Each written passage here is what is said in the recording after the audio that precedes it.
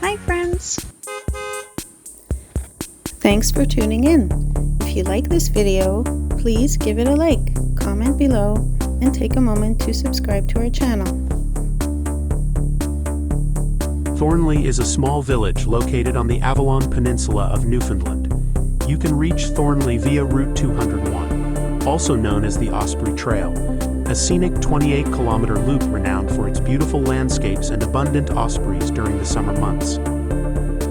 Traveling along the Osprey Trail, Route 201, not only leads you to Thornlea, but also offers a scenic journey along the southern coast of Trinity Bay. The route is dotted with summer cottages and is known for an abundance of ospreys during the warmer months, making it a delightful drive for bird enthusiasts and nature lovers alike. Thornlea may be small in size, but it embodies the charm and warmth characteristic of Newfoundland and Labrador's communities. Whether you're passing through on the Osprey Trail or looking to explore the Avalon Peninsula's hidden gems, Thornlea offers a peaceful retreat and a glimpse into the province's rich rural heritage.